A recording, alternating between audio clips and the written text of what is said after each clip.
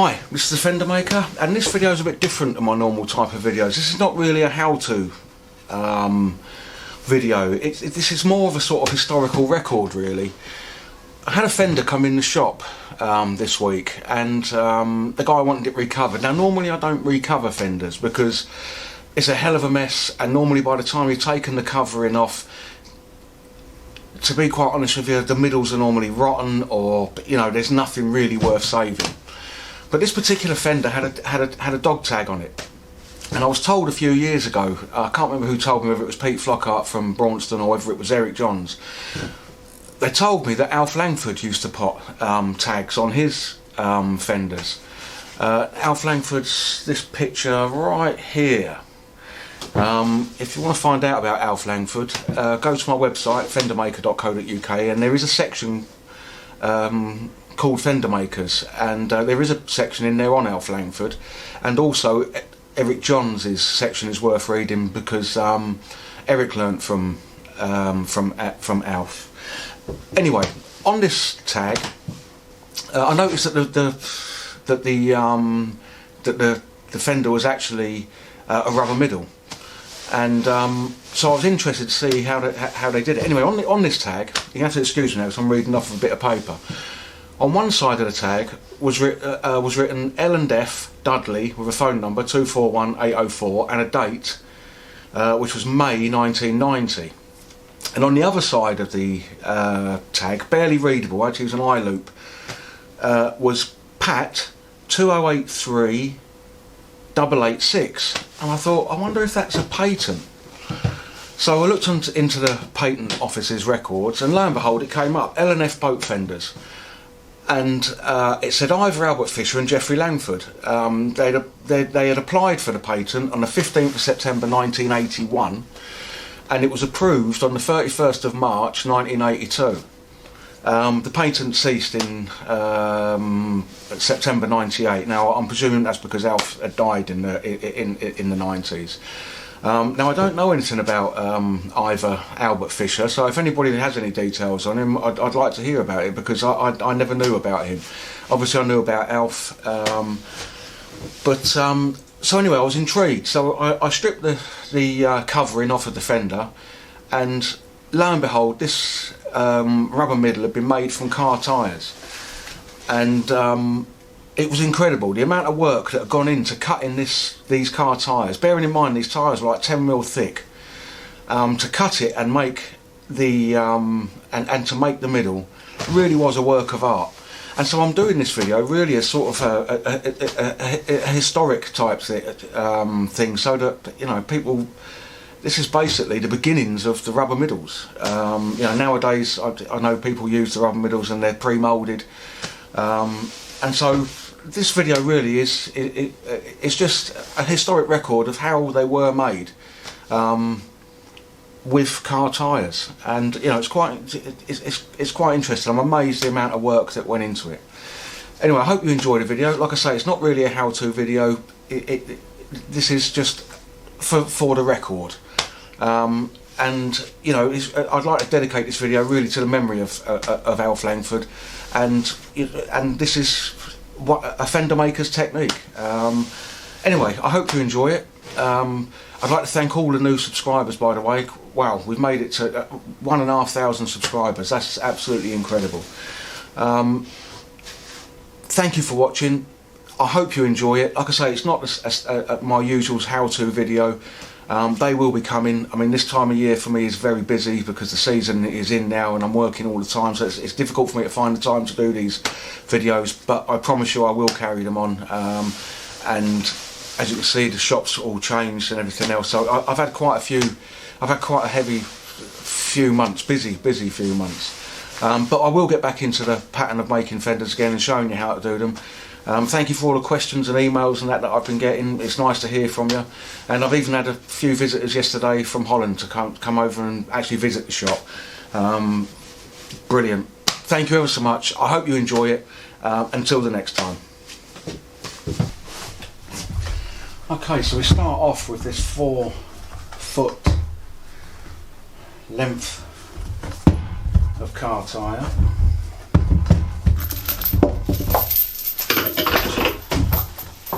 has 6 holes drilled in it.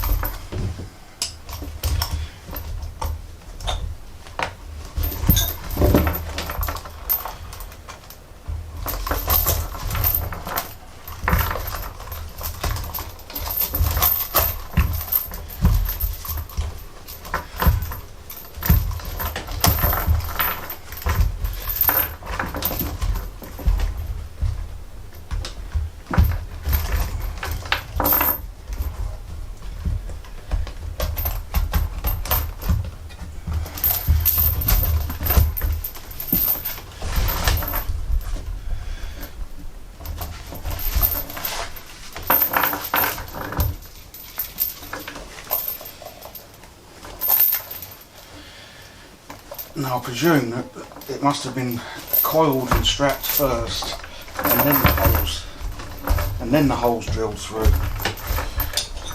so that they'd line up.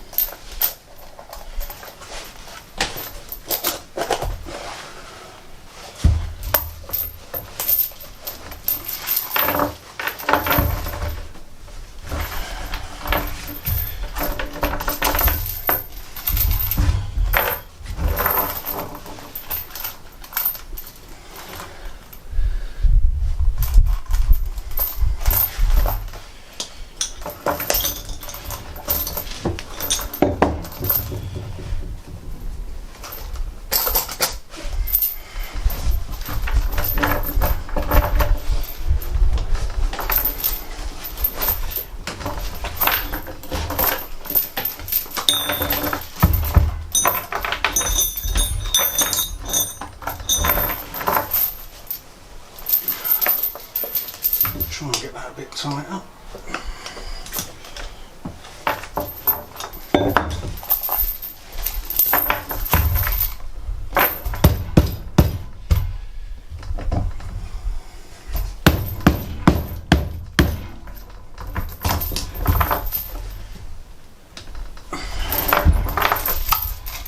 Okay, then there's these two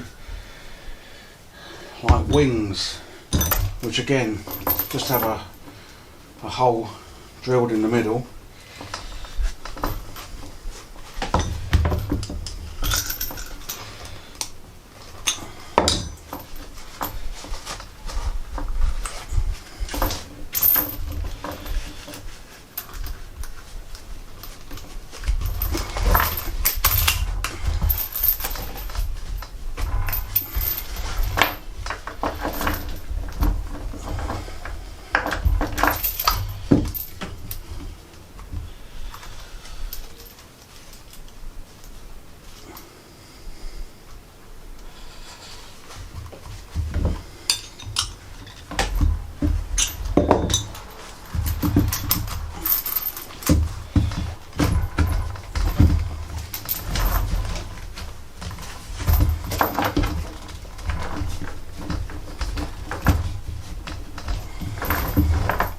And the same the other side.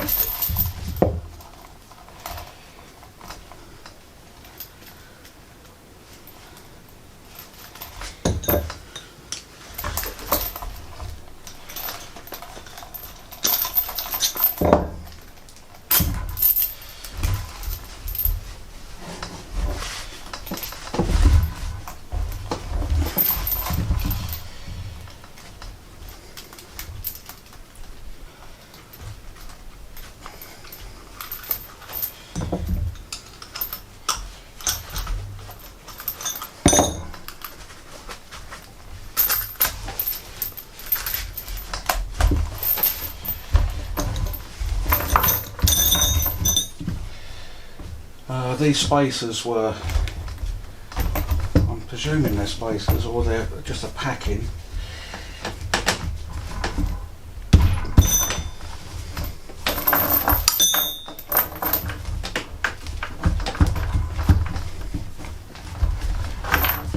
So again, just two pieces of car tyre.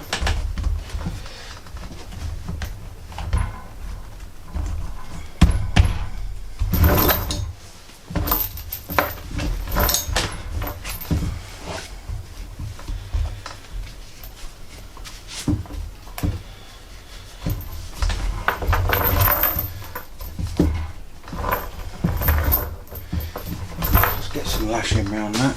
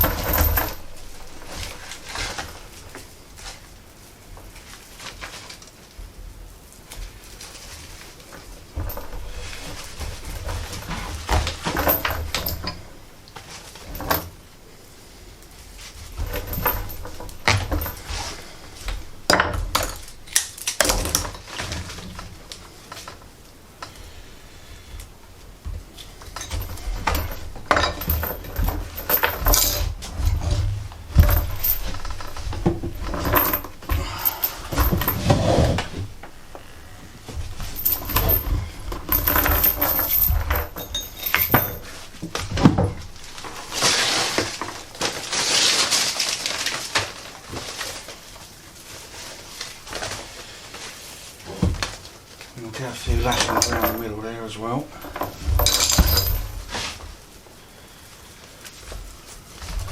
I mean, it's actually holding together pretty well because obviously it's been lashed together for 30 years, so it's remaining, it's holding its shape. What this must have been like to work with when it was built must be a nightmare.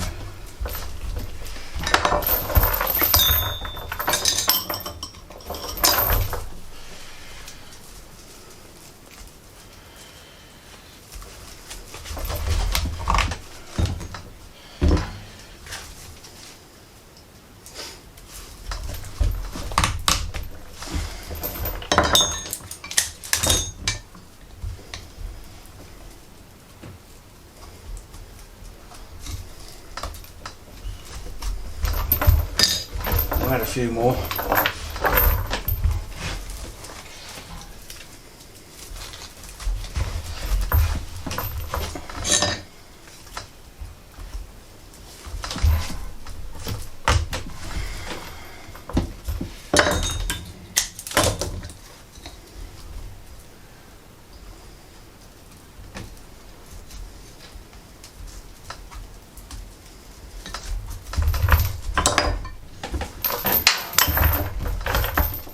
I won't go too mad at this point because because of the next section.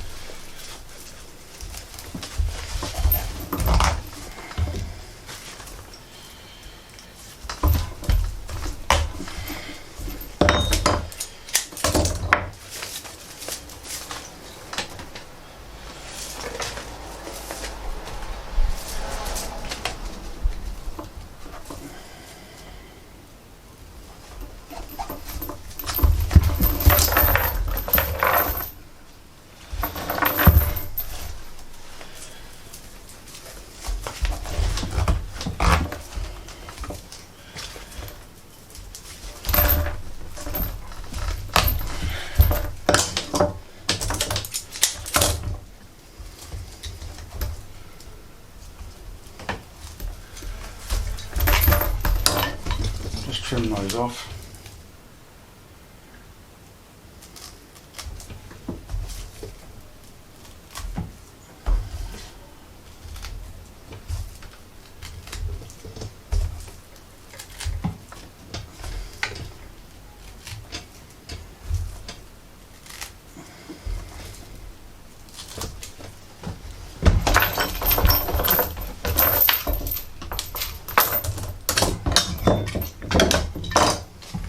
And then there's this part,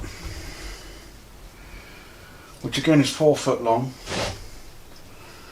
It has 2 holes on the shoulders, one either end, and 4 holes in the middle where obviously it lashes together. So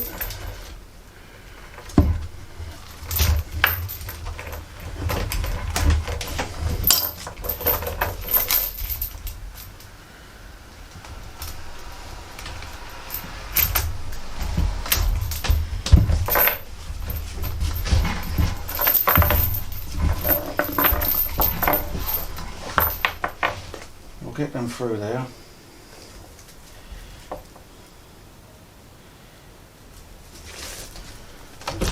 Flat out.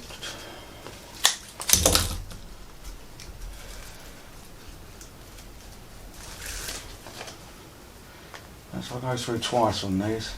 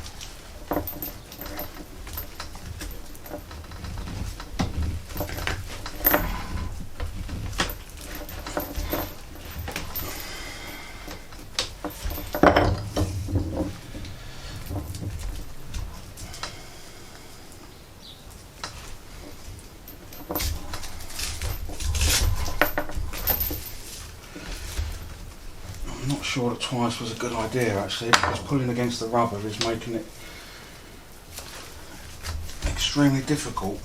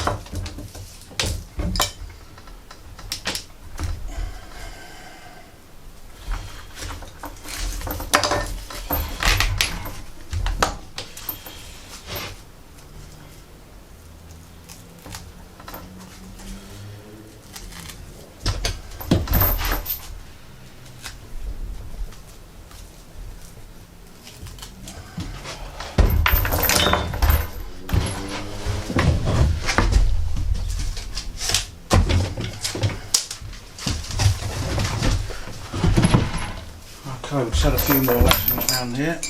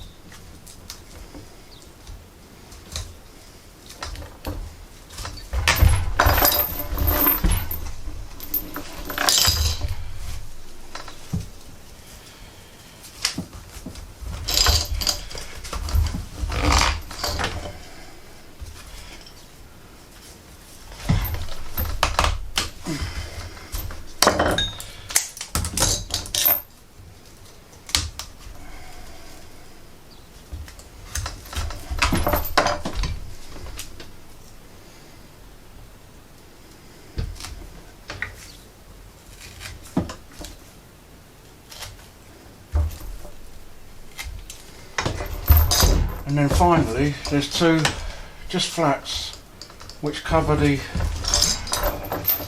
middle of the core, the hole.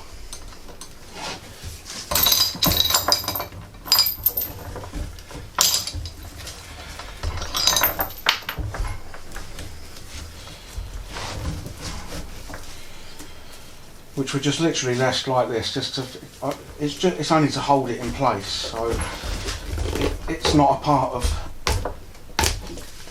the integral build of the Fender. So you know, good idea.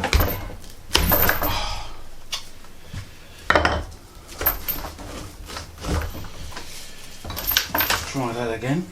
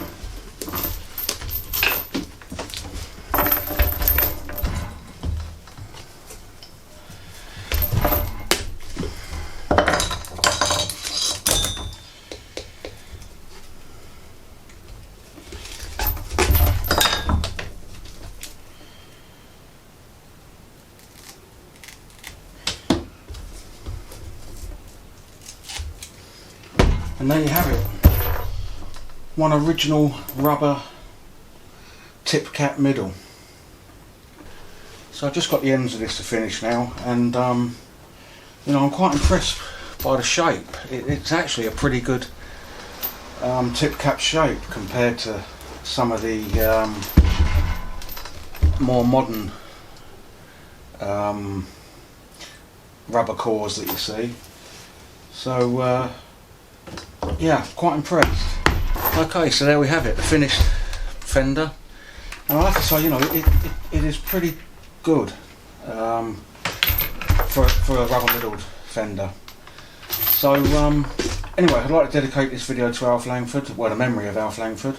I hope you've enjoyed the video, and until next time, happy Fendering.